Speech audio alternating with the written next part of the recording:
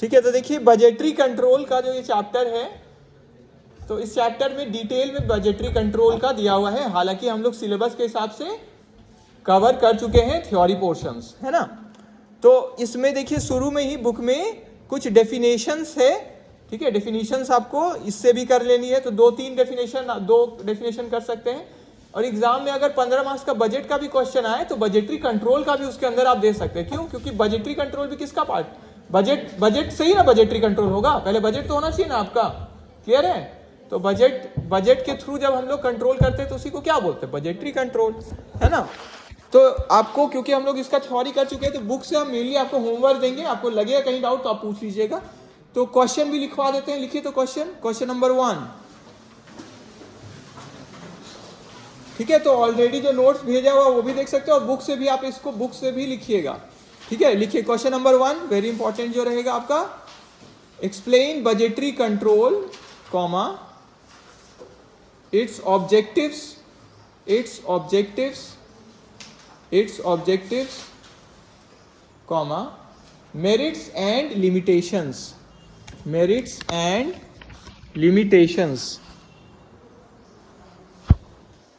ठीक है। तो डेफिनेशन भी लिख लीजिएगा आप, जैसे करते हैं हम लोग, छोटा छोटा। देखिए जैसे जे बैटी का है, ठीक है।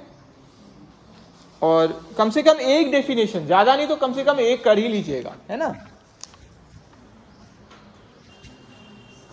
फिर नेक्स्ट पेज में देखिए, अच्छा पहले क्वेश्चन लिखवा देते हैं पहले पूरा, है ना। ब्रैकेट में लिखिए, तो आप पहला ही क्वेश्चन के ब्रैकेट में आपको और क्या करना है, draw budgetary organisation chart, draw budgetary organisation chart, budgetary organisation chart,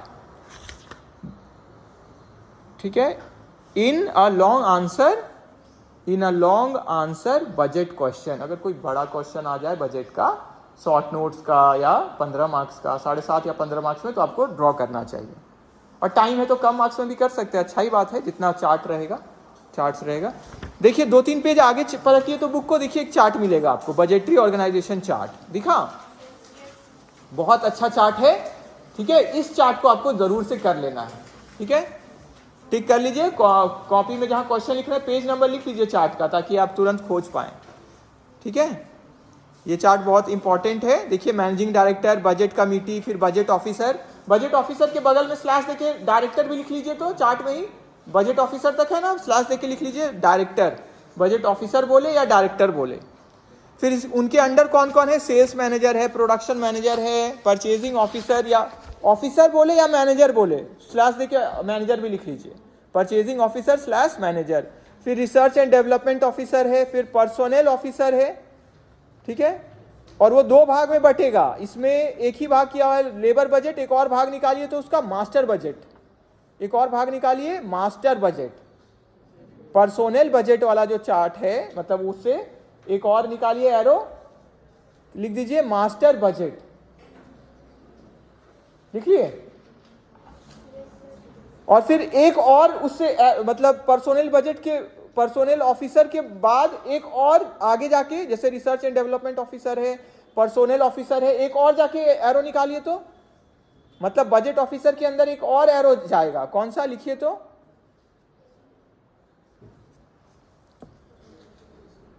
chief accountant.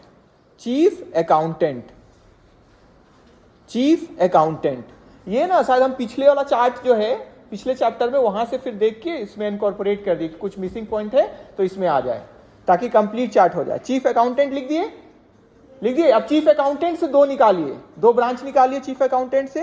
पहला में लिखिए कैश बजट, और दूसरा में लिखिए कैपिटल एक्सपेंडिचर बजट।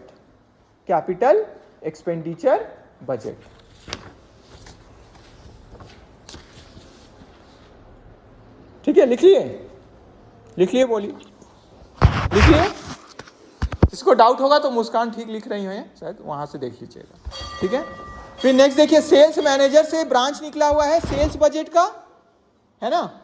एक ब्रांच और निकालिए, सेल्स बजट और डिस्ट्रीब्यूशन बजट के बीच में एक बजट जोड़ दीजिए, सेल्स बजट और डिस्ट्रीब्यूशन बजट के बीच में एक जोड़ दीजिए, उसका नाम लिखिए selling cost budget, selling cost, SELLING, selling cost budget, selling cost budget, complete हो जाएगा चार्ट, कुछ कुछ छूटा हुआ इसलिए हम लिखवा दे रहे हैं, लिख लिए।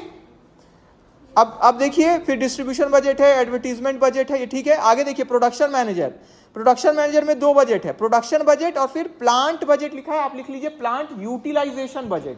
यूटिलाइजेशन वर्ड जोड़ लीजिए, प्लांट के बाद यूटिलाइजेशन एक साथ रहेगा, प्लांट यूटिलाइजेशन बजट। क्लियर हो गया? प्लांट यूटिलाइजेशन बजट, बाकी सब ठीक है। ठीक है, क्लियर सबको? परचेजिंग ऑफिसर से दो निकला हुआ है आपका, परचेज बजट और स्टॉक बजट। ठीक है, क्लियर है यहां तक?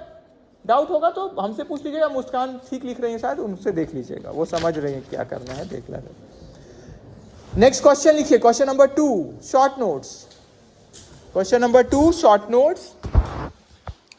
Difference between very very important है ये, difference between budget comma budgeting, BUD होता है, हाँ BUDG, बजटिंग TING हो जाएगा, बजटिंग एंड बजटरी कंट्रोल, दांत दर्द दे रहा है क्या अमृता? दांत दर्द दे रहा है तो लॉन्ग रख सकते हैं, उससे थोड़ा सा आसानी रहता है, और ज्यादा है तो RCT करवाना होगा, रूल कैनाल ट्रीटमेंट डेंटिस्ट के पास जाके। ठीक है, नेक्स्ट लिखिए, ये शॉर्ट नोट्स में रहेगा। दूसरा शॉर्ट नोट्स में लिखिए डिफरेंस बिटवीन, ये भी बहुत इंपॉर्टेंट है, very important, budgetary control and standard costing, budgetary control and standard costing, budgetary control and standard costing.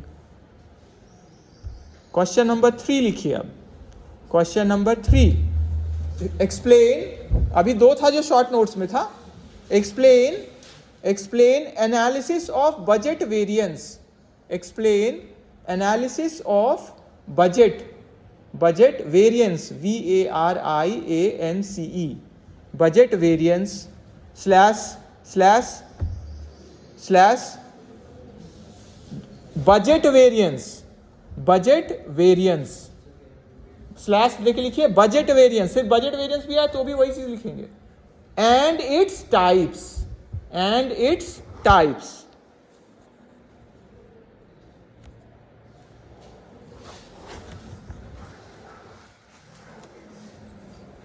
ठीक है, क्लियर सबको?